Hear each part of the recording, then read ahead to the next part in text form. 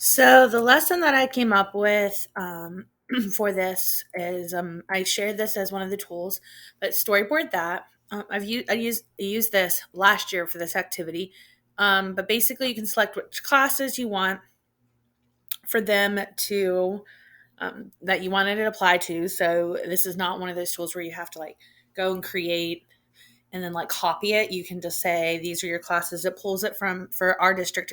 Pulls it from Clever. And then, so here are the student instructions. Create a visual plot diagram of the monsters you're doing on Maple Street. So for a lot of them, they're used to the mountain type plot diagram, which is words. But I have found that a lot of kids also, we want their imagination. And I personally, as a teacher, want to see what their brain is thinking. So this is a way for them to attach what's going on in their head and attach a picture to the plot diagram as well. So that's kind of how this activity is different in this is where they're creating something based off of what they are thinking in their head. And for a lot of kids, plot diagram parts of it can be difficult. So this is kind of a fun way for them to do it. I know mine says your subscription has expired, but our school is buying a new subscription, so no worries. It says create an image that represents an important moment or set of events for each of the story components. Here's exposition, conflict, rising action, climax, falling action, and resolution. And then they have to write a description of each of the steps in plot diagram. So here is the template that they get in the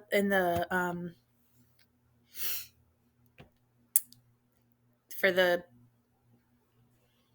assignment here. This is their little template. Um, so that is exciting. I didn't mean to do all that. All right. So they'll get that template.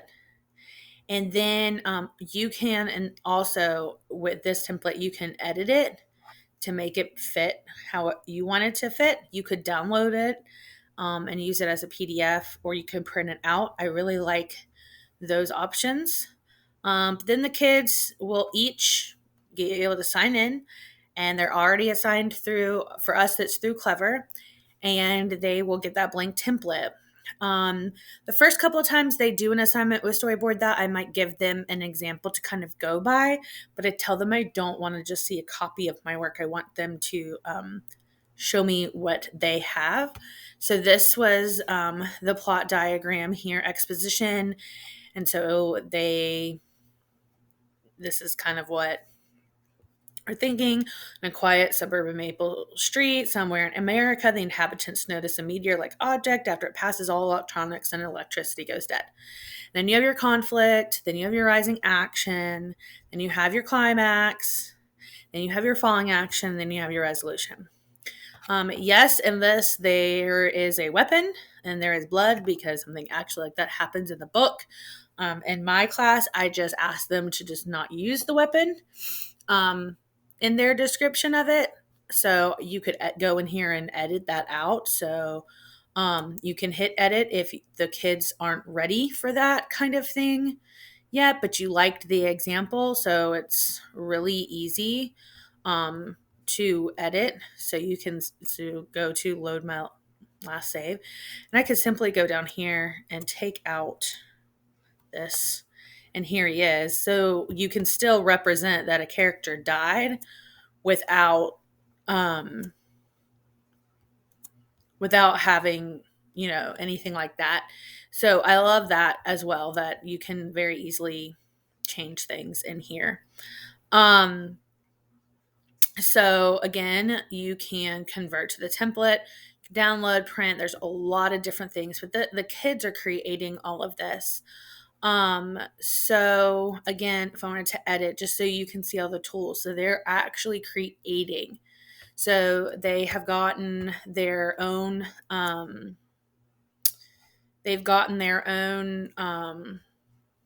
template, but they could easily, they pull in what they want into it. So there's town, entertainment, home, indoor, outdoor, school, athletes, transportation, work, casual homes.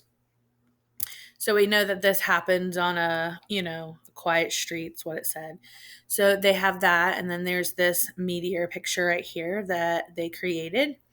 But it does all these things. It also has characters. There's a ton of characters, textable shapes, infographics, and all the way over here they have upload. So if I wanted to, I could go and upload an image that I saved on my computer, and would be able to put that in. So if like they wanted a specific comment, they could, you know, do that. They could pull this one in right here, and now the comment will show up. It might have gone to the back of the picture. There you go. So there's lots that you can do. So there's the comment, and then I could put that in. If I wanted to be color, or I could look up my own, whatever I wanted to do. So this was the tool I thought is good because they're having to create something that's not just writing. And you can really see kind of what's going on in their head, and it allows our kids who want to be creative without having to worry about their drawing. It kind of puts some people in the same playing field. If they wanted to draw it and upload it themselves, you could print out a blank one and they could do all the drawings themselves. Some kids like that. So there's that, but I really like all of the different things you can do with this. So for instance, this character, you can edit all these things about the character. You can even edit their pose. Here's everything you can do with them. So you can tilt their head, all these expressions, what you do with their arms, their legs. You can make them, even sit down, and you could make them turn to the side so they're sitting in a chair. Like, it's so cool. So it really gives the kids a lot of flexibility, but then they can also just turn it in on this program and you can come in and look. And then the rubric that I have for this, okay.